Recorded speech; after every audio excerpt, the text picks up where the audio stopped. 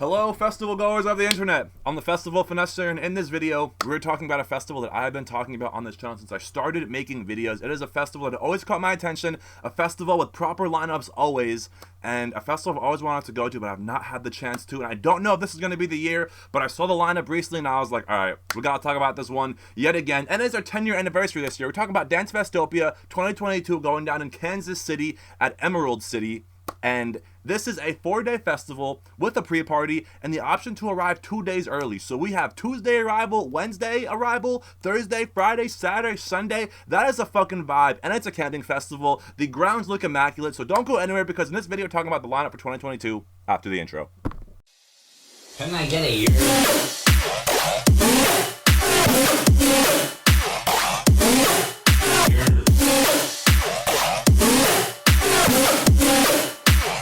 I'm the Festival Finesser. Finesse gang, can I get a year? What's good, everybody? Welcome back to another festival lineup review. It has been a minute since I've done one of these, but as you guys may have known or know, I got a new job, so it's kind of messing up my content creation schedule, but we are going to be talking about the major ones and the ones that are my favorite, the ones that have the most relevant lineups to this channel and bass music and dubstep, and realistically just kind of my taste in music. You know, when I talk about house, you know, I don't really talk about those weird genres, so if you hear me mislabeling or not knowing any of those, that's why. I don't listen to that kind of music. We are here for the dubstep, we're here for the heavy, we're here for the energy. So with that being said, for those of you guys who don't know me, I'm the Festival Finesser. This is my channel, a channel that evolves around music festivals and live music going experiences with a focus and concentration on dubstep and rhythm. If you are not following me at a festival day by day, probably following me at a show in New York, Philadelphia, Maryland, Virginia, basically anywhere I go, you guys are coming with me. And if you're not following me at a festival or show, you're probably sitting with me here at this desk, getting life hacks, trick tips, festival reviews, lineup reviews, EDM news, controversial debates, and any other words of advice I can give to you guys to make sure you can have the best festival going experience possible. As you guys can tell, I'm a little excited to do this video, and I'm talking very fast. That happens a lot on this channel when I get excited, so fair warning. So here we go, Dancefestopia 2022. The lineup, like the flyer, says September 6th through 11th. That is 5 days, probably more, 6, 7, I don't even know, but it's going down in Kansas City, Missouri, Kansas City, Kansas. I never know. Y'all do. Help me know in the comments, please. And like I said, it is the 10-year anniversary. This goes down in Emerald City. I feel like it's been going down in Emerald City the last couple years. I feel like it may have had some, relocations in its earlier stages, but it has been at Emerald City the last couple years I can remember doing reviews for.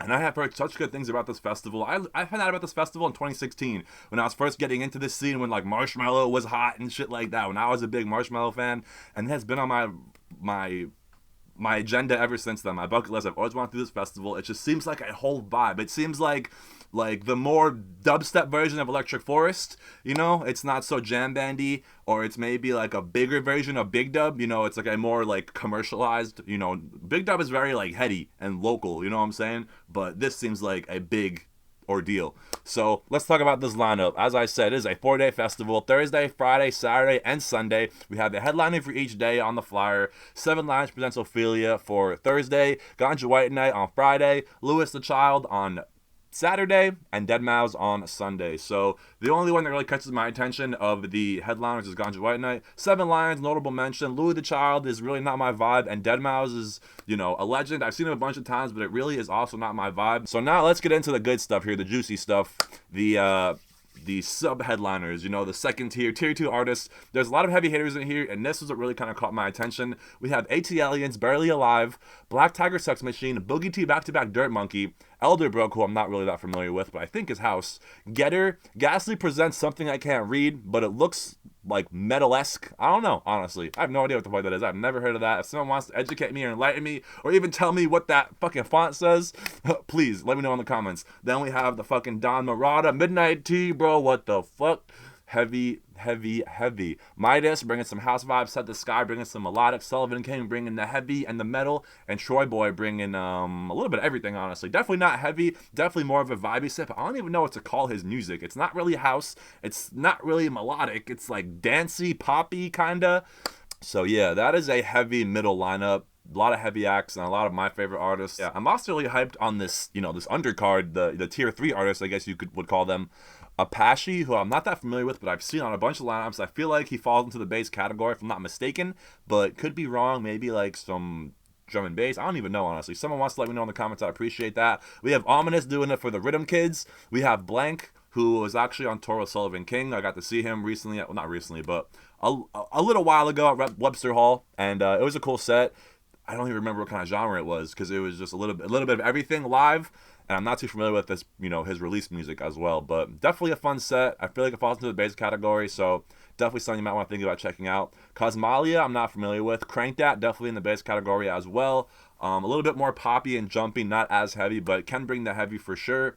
Next up, we have Downlink, who has been playing a lot of drum and bass in his sets, and is kind of becoming known for playing drum and bass. So I would expect more drum and bass than dubstep from Downlink, even though he's kind of known as like one of the dubstep pioneers. I feel like he's been doing it just as long as Excision. You know what I'm saying? They have a bunch of collabs, and at one point I felt like they were like on the same kind of level, But I don't know why Downlink is just not getting the love he deserves. Downlink should not be a third tier. Downlink has been fucking making music and doing this shit longer than probably half this lineup. Next up, we have Eliminate, again doing it for the dubstep dudes. He has a really fucking cool YouTube channel. If you guys are not familiar with it, check it out, especially if you're a producer. He does a lot of fun, creative things with music, and his music is fucking dope. Very fun.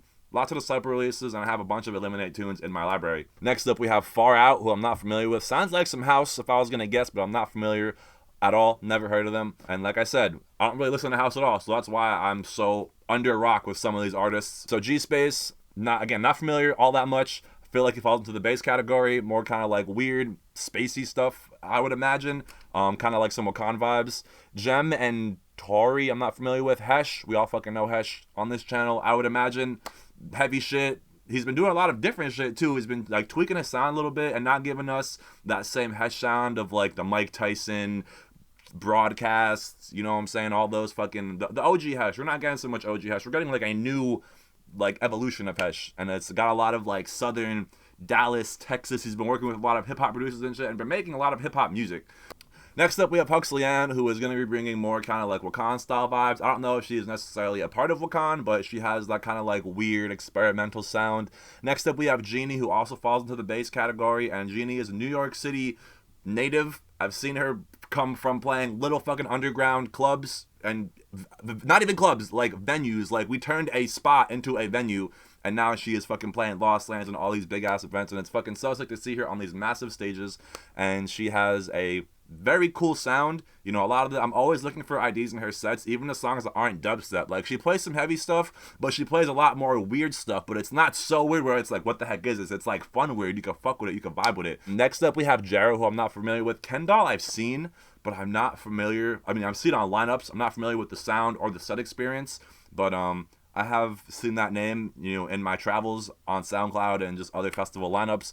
And then next up, we have Company, who is very surprisingly down here. I feel like Company should be in the next tier, but I don't know who makes these lineups. I don't know how those decisions get made. Maybe it's Spotify plays and all that kind of stuff. But Company has been buzzing. Every Company set I've seen has been fucking stellar. I don't care if I just said that, stellar. It has been fucking sick. It has been fucking doubles and just high energy, lots of Company sounds, lots of Company tunes, IDs, and yeah, fucking, it sucks to see him down there, but big fan of Company, and that's going to be a fucking good set to see if you are a bass head and a dubstep lover. Next up, we have someone's name I can't even read. Looks like, if I was going to guess, True Marion? I don't even know. Next up, we have Last Heroes, not familiar with. Leo Tricks, yeah, bro. Fucking awesome to see Leo Tricks on a festival lineup. Feel like he has been doing it for the rhythm scene for so long and is just now recently kind of breaking into like these bigger festival lineups. But he's also been not really playing a lot of like rhythm. He's been playing a lot of like melodic rhythm, and he's no longer doing the high bounce type rhythm. He has really kind of, I guess, expanded his palette and kind of diversified himself and playing a lot of melodic, future. I'm sure he can still slam it down with some doubles and make y'all fucking hiney out the ass, but I would expect more melodic shit from a singular, Leo Tricks by himself set. And then we have No Mana back-to-back Eddie, who I'm not familiar with. That sounds like some house vibes if I was gonna guess. Then we have OG Nixon, again, someone who has been killing it and making some noise with his sets, his sounds, and yeah, man, I'm a big fan of OG Nixon, big fan of his tunes, and his sets are always fucking fire. Just the song selection, it really captures the sound he is going for, even the songs that aren't his. So really fucking dope sets, and dope to see him on this lineup. Next up, we have a Phantoms DJ set who I'm not familiar with. Phone On, doing the polyrhythm. I have no idea what he would play. I've never seen him, and the only song I know him for is polyrhythm. So I need to get educated a little bit, I guess, but I feel like that would be a very unique set, very kind of different, and definitely a journey through music and dubstep and bass. Next up, we have Rated R, which is a big one for my mosh pit people, my heavy dubstep fans. Definitely check out Rated R. He has been killing it. A bunch of heavy tunes, bunch of just mosh pit style music. His sets get very heavy, very rowdy, and he encourages the mosh pit action. So if you like to mosh, definitely check out Rated R. Next up, we have Sippy, who again falls into the bass category. She's one of the ladies putting on for the female scene in bass music, and she has been making some noise as well, and that's all I really know. I've never seen her. I'm not really familiar with her sounds, but I have seen her on a bunch of lineups, and I know she is making noise for the ladies in bass music. Next up, we have the Whittler, who is going to be bringing more weird experimental sounds, definitely more of a chill vibe. Same thing with Truth. Actually, a lot of these last three dudes, Whittler, Truth, and Yeti, all kind of give the same kind of vibe to me. Very weird, very deep, very chilled out, very slow. You know, and that's, you know, we have an extended Truth set, which probably means it's more than an hour, and we have a Yeti Sunrise set, and I found out when I was at Bigfoot Electro, which is a very kind of, like, experimental, deep dub, not my kind of vibe festival, but I had a fucking good-ass time. Shout out Bigfoot Electro. Yeti did a Sunrise set, and he loves playing Sunrise sets, so if you get the opportunity, that's going to be a fucking experience, and it's going to be a vibe, and it's probably, I don't even know where it's going to be. I could be in the woods on some Renegade. Pinky Ring bus is actually going to be at Dancefest. Shout out Pinky Rang or Panky Rang. That fucking bus, that's fucking lit. Shout out. And then last on here we have Zaya, who I got to see kind of recently again on tour with Hesh, and I was expecting more kind of like deeper sounds, and it was actually more bassy than I was expecting. And you know, she threw in some vocals in there, so it was definitely a sick set, and I had a lot of fun. So we also have one more name that is blurred out here, which I can't see or guess.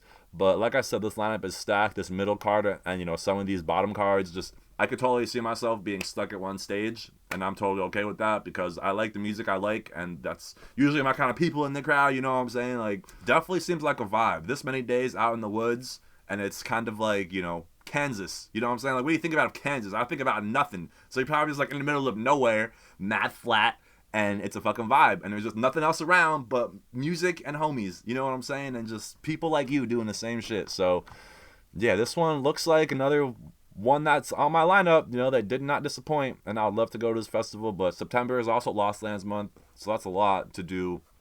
Kansas and then Ohio, two big ass camping festivals and two costly festivals. Yeah, I just don't have the money right now to be dishing out these lavish luxury style trips. We're still out here doing it just like y'all. GA, regular degular, you know what I'm saying? So thank you guys for watching. If I mislabeled any artist, please educate me in the comments nicely. Please don't flame me. Like we said, I don't listen to a lot of this other music. I know who I like, I know what I'm into, and I'm definitely into this lineup. A lot of names here that I fuck with. A lot of my favorite artists are on here, and there is a nice variety as well. It's not just all dubstep, it's not all house, it's not all weird. There's a little bit of house, a little bit of weird. You know, they got a little bit of everything here, so it's definitely a diverse lineup, and I am fucking hyped on it. I wish I could go. Maybe I will. Who knows? 2022 could be the year of this times. We got some big festivals lined up for 2022. We got Paradise Blue coming up. We have Electric Forest tickets locked in. We have Forbidden Kingdom in the making. You know, it's being planned. And right there, that's like the first 3 months of festival season. April, May, June. Damn, we're off to a crazy start. Like I said, this is a September. Los Angeles September. Maybe we're thinking about Base Canyon this year. I don't know. It's looking crazy, and I have just been working like a dog trying to pay off this Paradise Blue ticket. Now I gotta worry about Lost Lands and all these other tickets. I'm very behind, but the season is coming, and it's time to buckle down and get this shit in gear. So thank you guys again on the Festival Finesse. If you have anything to say about this festival, share experiences, share some artist knowledge, and I will see you guys for the next one. And if there are any festival lineups you guys want to see me review that I have not done yet, I haven't done many. Like I said, I've been slacking. I have not been able to follow the festival lineups as much as I would like to. So if there's one you want to see in particular, DM me on Instagram and be like, yo, I think you like this lineup, you should do a review on it, and maybe I will. So last thing, guys, I do have new merch, tees, long sleeves, hoodie. This is one of the designs, and I have another one right here, actually. Shit is hot. You feel me? Both of these designs in tees, long sleeves, and hoodies, medium, large, extra large. Hit my DMs if you're interested. This is the end of the video. Thank you guys. I love you. Peace.